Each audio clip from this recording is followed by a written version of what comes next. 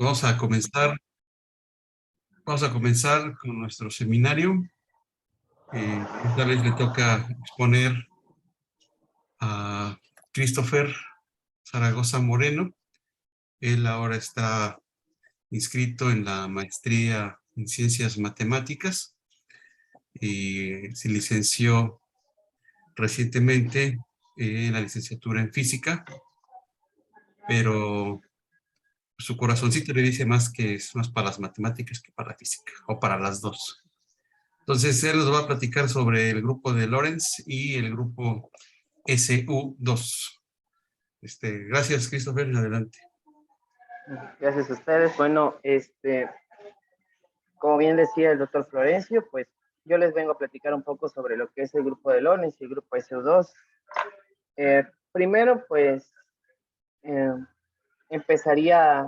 quiero empezar dando unas nociones de a qué me refiero cuando digo el grupo SU2 y de qué repercusiones o qué propiedades tiene que me van a servir al momento de relacionarlas con el grupo de Lorentz.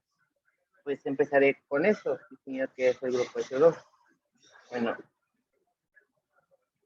primero quiero dar a entender qué es un grupo de Lie, porque en sí lo que el grupo SU2 es eso, un grupo de Lie. Pues para empezar, un grupo de Lie es una variedad diferenciable. ¿Qué es una variedad diferenciable? Se preguntarán, pues es un espacio topológico Hausdorff segundo numerable que admite una cierta estructura, un atlas orden compatible, pero en este caso esa variedad diferenciable pues le vamos a asignar una estructura de grupo, de tal forma que sus operaciones sean diferenciables dentro de la variedad, las cuales serían la operación de grupo usual, de relacionar dos elementos en el grupo y que su imagen vuelva a caer en el grupo, y también que ya ven que en un grupo se pide por definición la existencia de un inverso, pues también vamos a pedir que sea diferenciable la función que manda a un elemento a su inverso.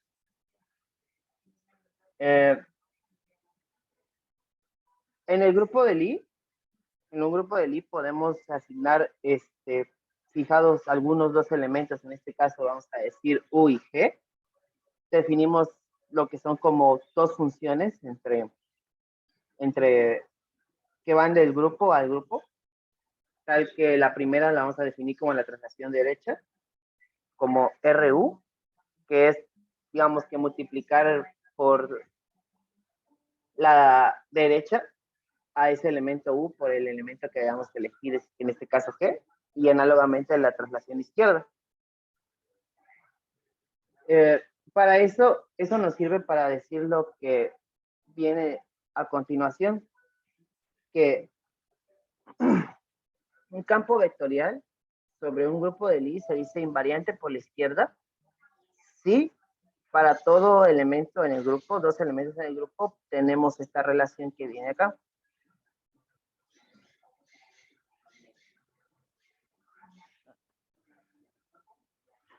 Bueno.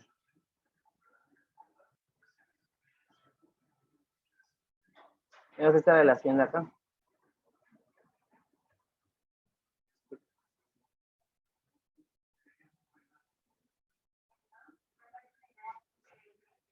Donde consideramos ese elemento de la diferencia del grupo.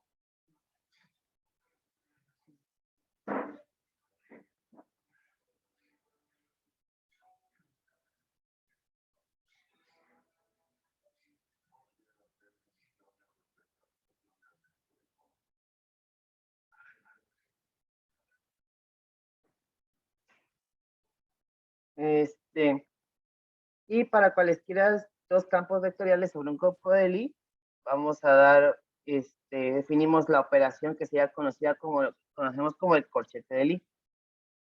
Bueno, ahora, esta definición nos sirve para entender que en un grupo de Lie, todos los campos vectoriales invariantes por la izquierda, las cuales vamos a anotar por esta G garigoleada, junto con la operación del conmutador del corchete de Lie, los conoceremos como lo que es una álgebra de Lie. Bueno,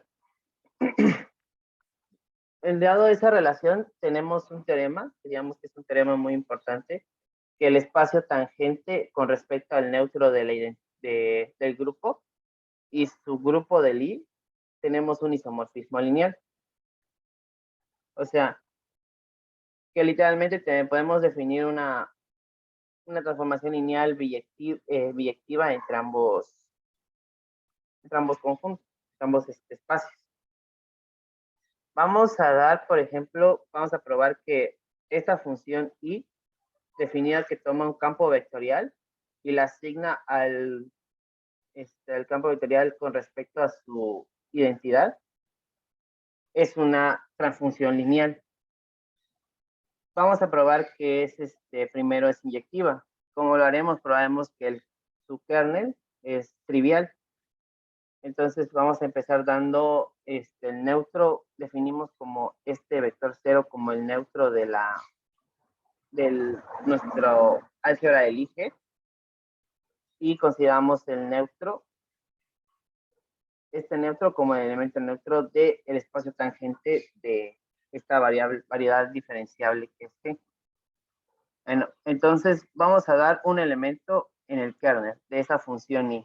Bueno, ¿qué significa que esté en el kernel? Eso quiere decir que al evaluarlo, o sea, I de X, que por definición es E de X, X sub E, perdón, sería el neutro del espacio tangente.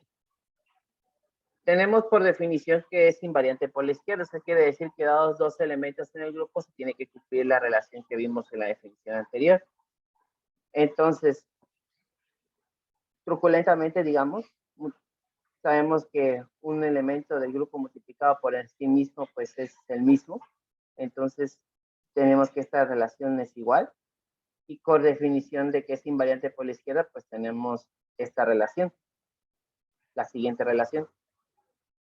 Y como por hipótesis, digamos, teníamos que esa X sub E es el neutro, entonces esto se vuelve neutro del espacio del álgebra de Lie, perdón. Y eso se cumple para cualquier arbitrario. Entonces tendríamos que ese elemento que elegimos pues es trivial, al final de cuentas. Y eso nos prueba la inyectividad. Y pues probando igual la sobreyectividad, entonces damos un elemento en el espacio tangente y consideramos a esta expresión, que son todos las derivadas con respecto a la traslación por la izquierda, con respecto a ese vector tangente. Y definimos este conjunto, que son todas estas expresiones anteriores, pero barriendo sobre todos los elementos del grupo.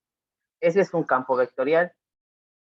Y digamos que aquí haciendo una regla de la cadena, entonces lo que haremos es lo mismo, de que,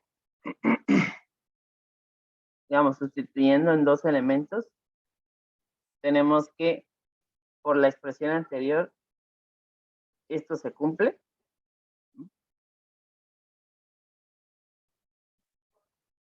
Y esto por definición, pues aquí lo tenemos.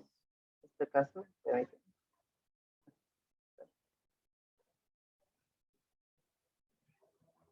no sé si se ve.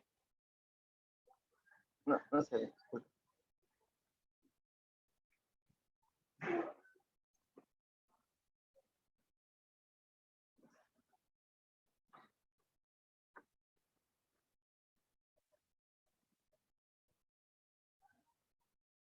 Esta expresión de acá, por definición, como definimos el campo vectorial, es esta de acá, en la que sustituimos con respecto al elemento B.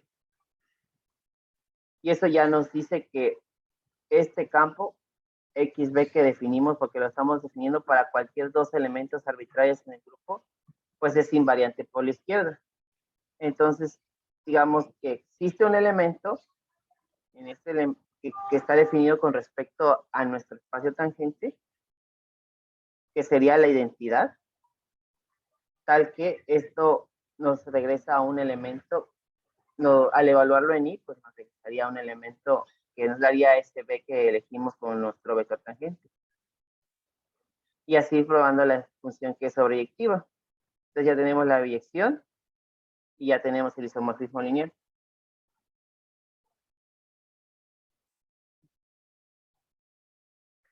Bueno, ahora que ya tenemos como que una idea preliminar, pues podemos decir qué es el conjunto de SU2. Pues SU2 es el conjunto de todas las matrices con entradas 2 por 2, de tamaño 2 por 2, perdón, con entradas en los complejos, donde SU2, cada matriz va a ser, su inverso va a ser su matriz transpuesta conjugada, y el determinante de que esa matriz tiene que cumplir 1.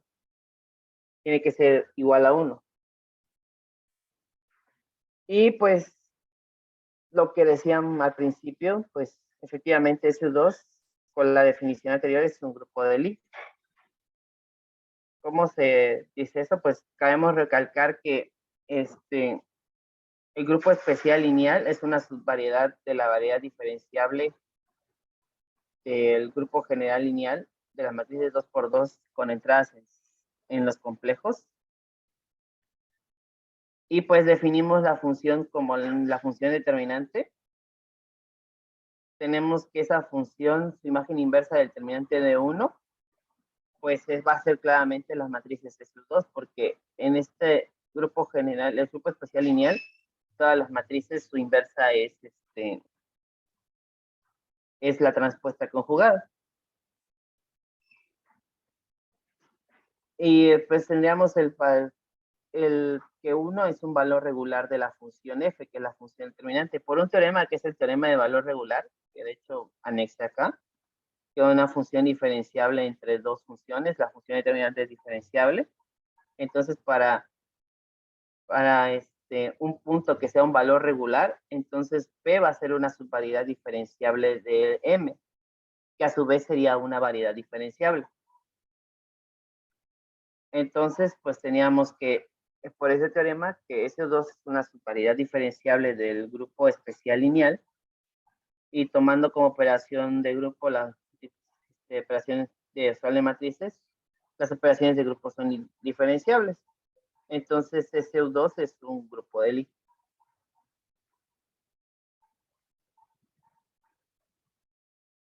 Bueno, y luego tendríamos que definir cómo sería su álgebra de Lie. El álgebra de Lie del SU2, pues la vamos a considerar de esta forma, como todas las matrices de 2 por 2, tal que sean iguales, la matriz sea igual a multiplicar por un signo negativo, por un menos, su matriz transpuesta conjugada, es decir, que la suma de la matriz más su matriz con transpuesta conjugada, pues tendría que ser 0, y su traza tendría que ser 0.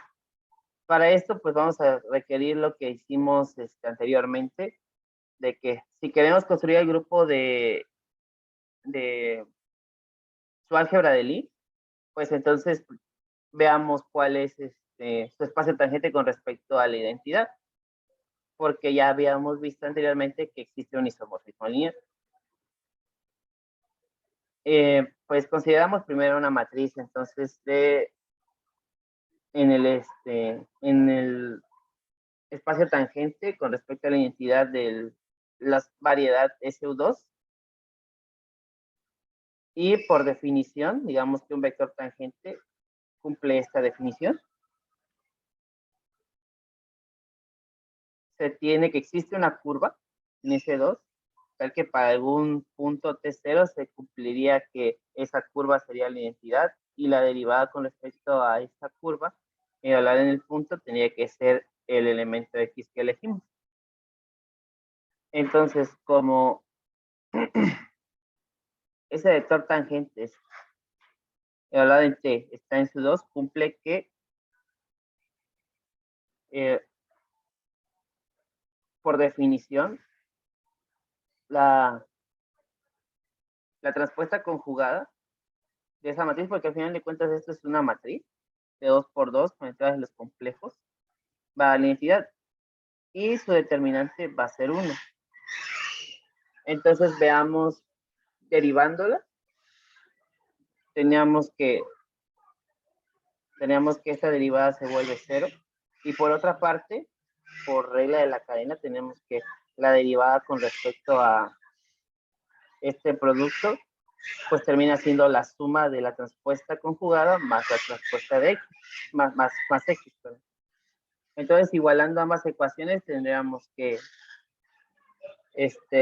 las matrices que cumplen ahí en el espacio tangente cumplen que su determinante, bueno, su suma con su transpuesta conjugada, sumada con ella misma, es 0.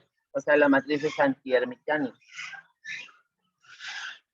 Ahora, derivando con respecto a que tenemos el determinante, que sabemos como está en el grupo SU2 es 1, entonces, digamos, se vuelve 0.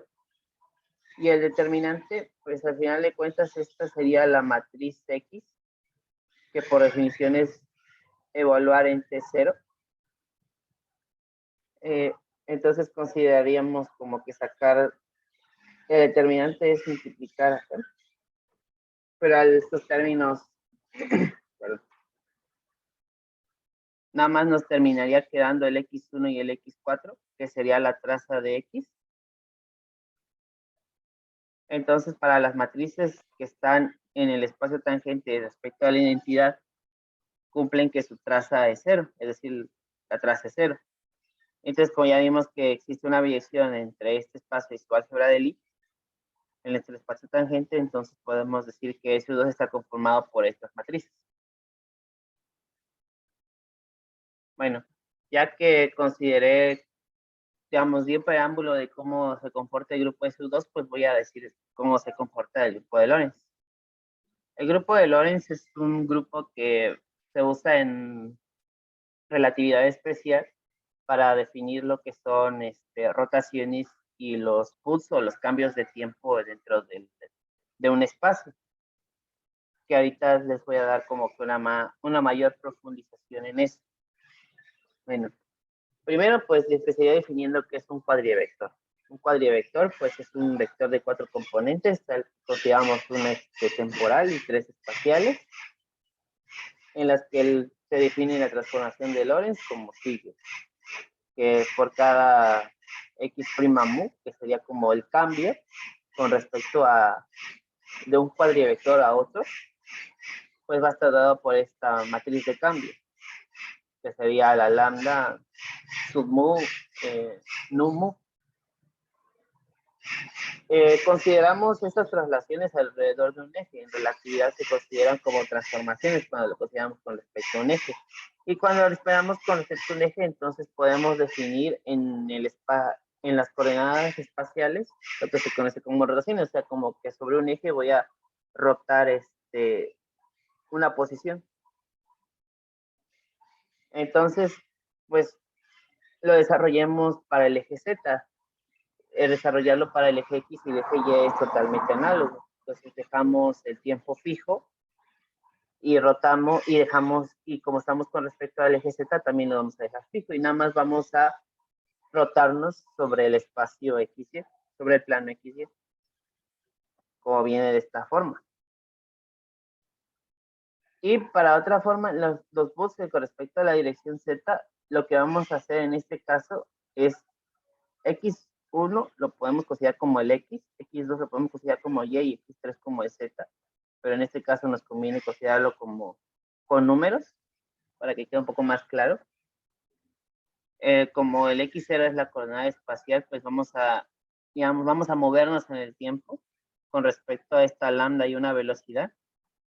Y con respecto al X3, como vamos a hacer un boot con respecto a la dirección Z, o un traslado en el tiempo, pues también vamos a trasladar en ese tiempo una cierta distancia Z. Y pues, digamos que ahora vamos a dejar fijo X y Y. Donde consideramos esa lambda como 1 sobre la raíz de 1 menos la velocidad al cuadrado, con respecto a qué velocidad vayamos.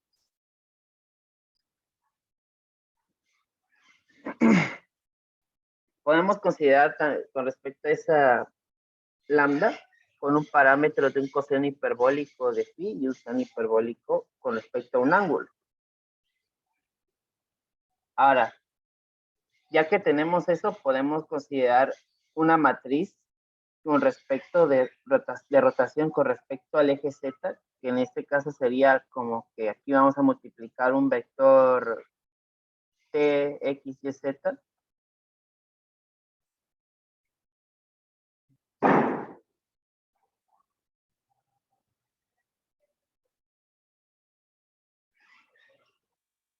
Digamos que la matriz de rotación lo que haría cuando actuamos con un vector T, X, Y y Z, lo que haría sería volver a expresarnos nuestra transformación de que, pues, digamos que el nuevo vector cuadrivector X, Y, el nuevo cuadrivector que vamos a llamar prima, creado con respecto a la rotación de Z por el vector que ya teníamos. Pero ese vector es este que desarrollamos acá. Y tendríamos las mismas relaciones, que T' es igual a T, X' es igual a X por coseno de Z, y así nos tendríamos la misma relación. Para eso nos serviría definir qué es la matriz de rotación.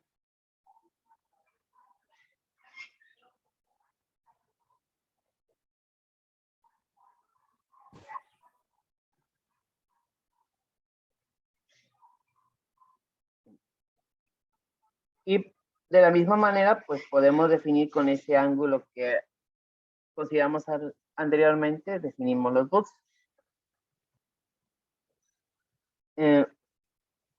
Y esto lo podemos hacer análogamente para cualquier matriz con respecto al eje X. Lo podemos hacer las rotaciones y los bugs. Y también lo podemos hacer para el eje Y, como viene expresado de esta forma. Eso nada más es hacer cuentas, realmente. Y pues definimos entonces qué sería el grupo de Lorentz. El grupo de Lorentz pues sería todos los bugs y todas las rotaciones que se puedan definir en el espacio de relatividad. Ahora que ya consideramos eso, pues consideramos entonces cuál es su relación, cuál es la relación entre el grupo SU2 y el grupo de Lorentz.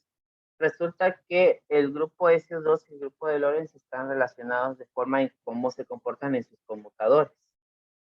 Porque respecto a la álgebra de Lie puedes definir un conmutador y en el grupo de Lorentz, haciendo ciertas especificaciones, también puedes definirle conmutadores que se ajustan a las mismas propiedades que cumple el grupo SU2.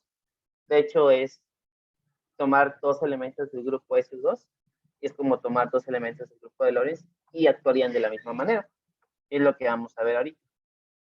Bueno, digamos que si doy primero un elemento en el grupo SU2, como por definición su traza, su determinante tiene que ser igual a 1 y tiene que ser que su inversa sea su transpuesta conjugada, como A, B, C y D son complejos, entonces tendríamos que tendría que ser menos el complejo conjugado de B y D tendría que ser el complejo conjugado de A, para que A efectivamente entrara en la definición de estar en SU2.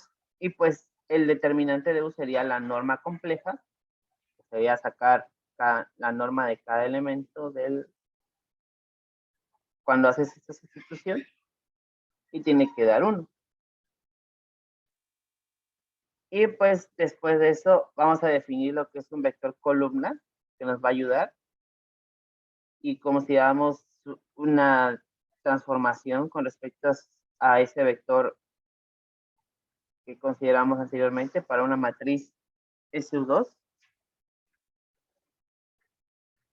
Y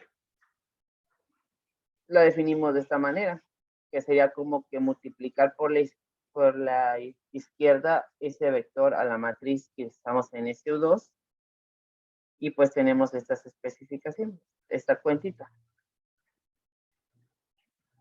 Y de la misma manera, esta como es una matriz, pues podemos sacar bueno, es un vector columna, podemos sacar su transpuesta conjugada.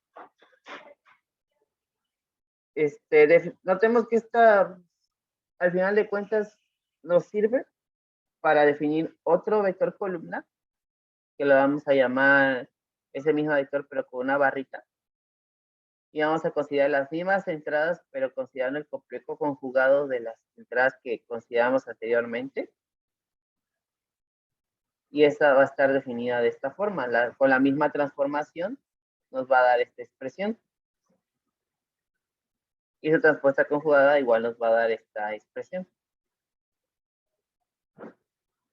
Estos dos vectores hay que notar que transforman de la misma manera bajo esos dos.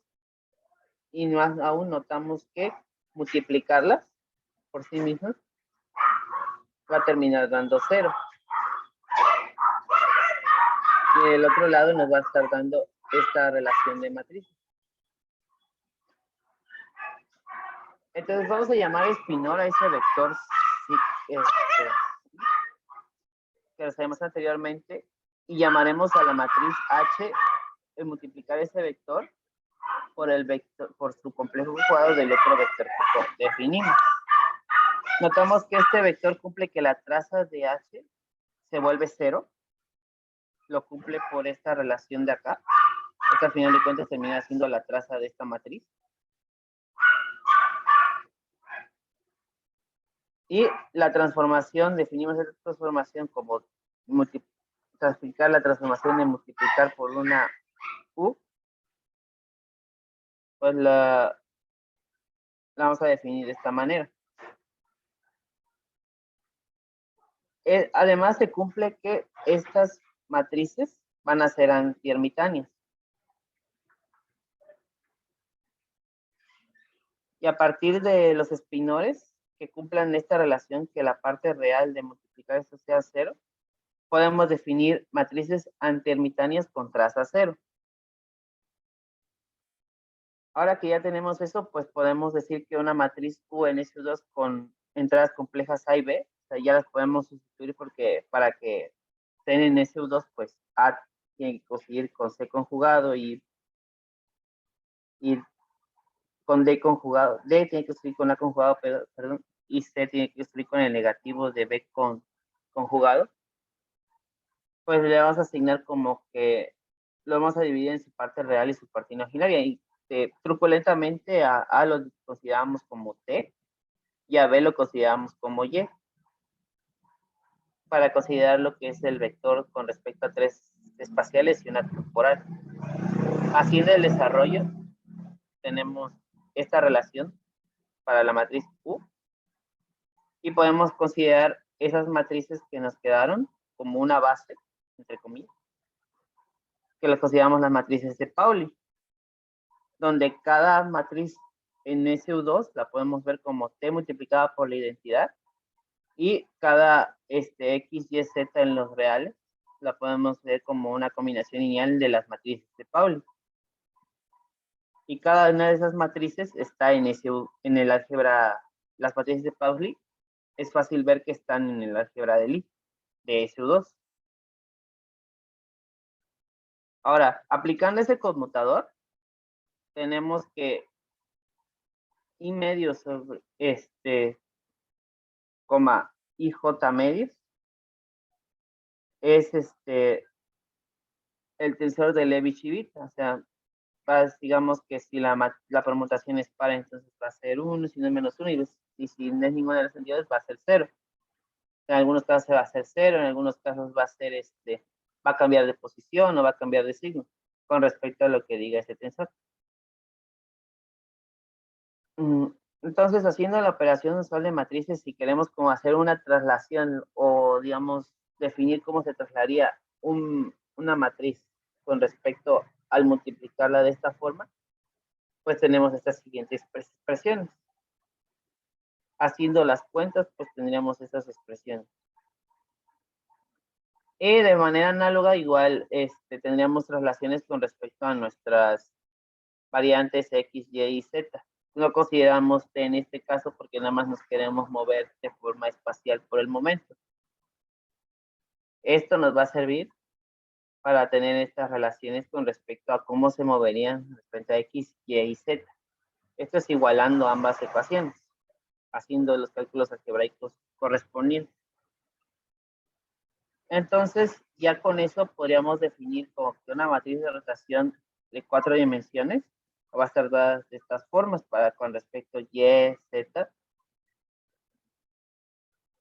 Y para cada una de estas matrices, considerando A y B de estas formas como las consideramos acá, tendríamos expresiones para X, Y y Z, y entonces esa matriz considerando para X.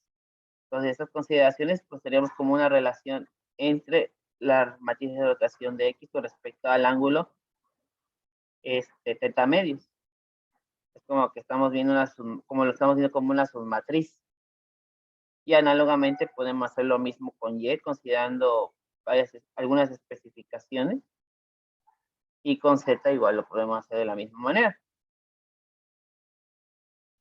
Y lo mismo, tenemos la de definición de lo que era los boots con respecto a X, Y y Z.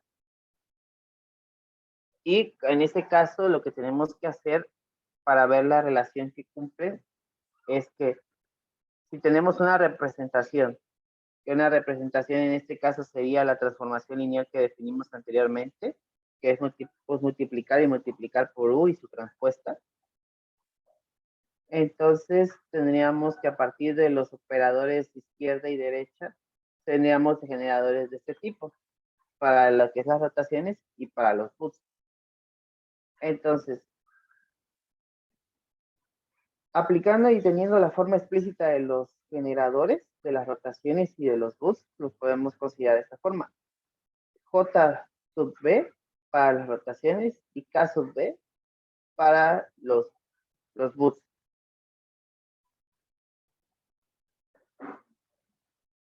De esa manera, esos generadores podemos notar que si los aplicamos los conmutadores, en cierta manera, los JX, JY y Z, JX, JY y JZ, se comportan, digamos, de la misma manera como se comportarían las matrices de Pauli en los operadores del grupo SU2.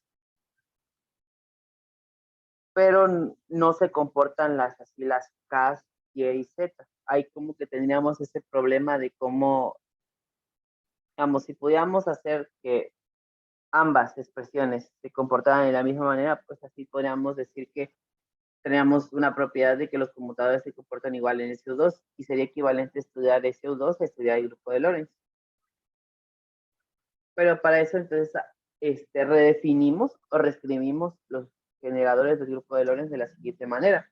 Consideramos a A como un medio de J más IK, que sería cada componente J, JX, JY, JZ, y sumarle con su respectivo componente a JX más IKX, y hacemos lo mismo con el generador B. En esta manera tenemos 6 generadores que serían hermíticos, que cumplen realmente lo que hacen los generadores en el...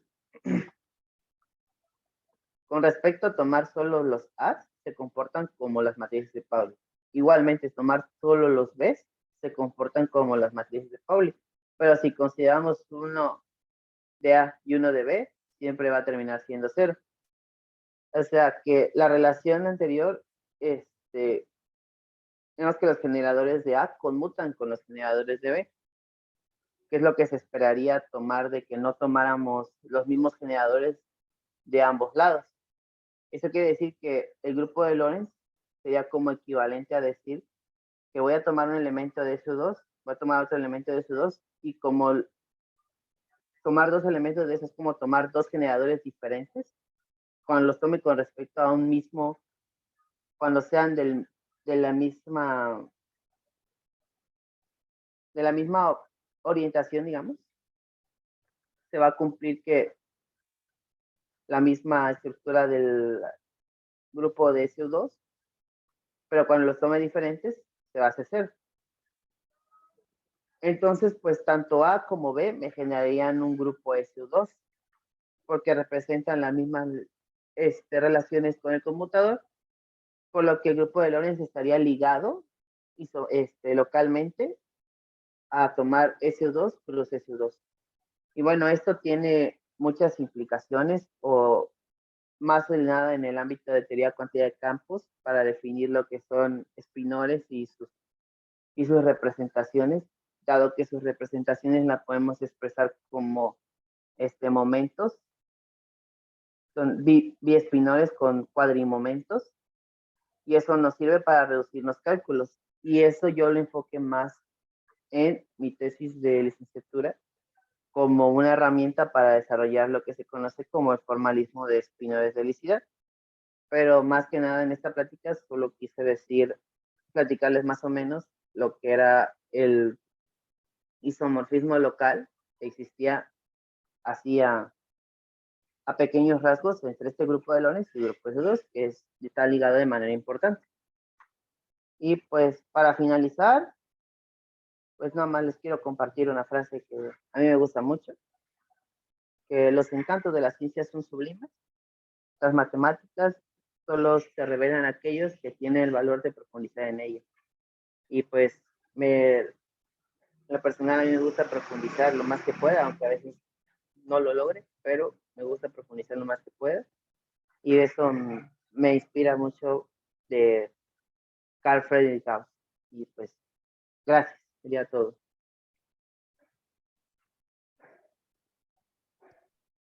Muchas gracias, Christopher. Le damos un aplauso virtual.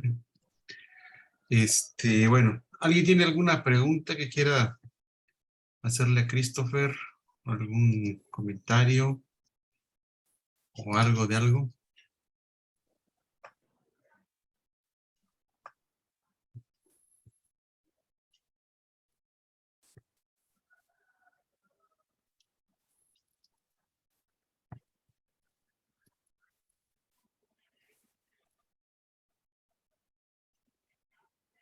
No, parece que no.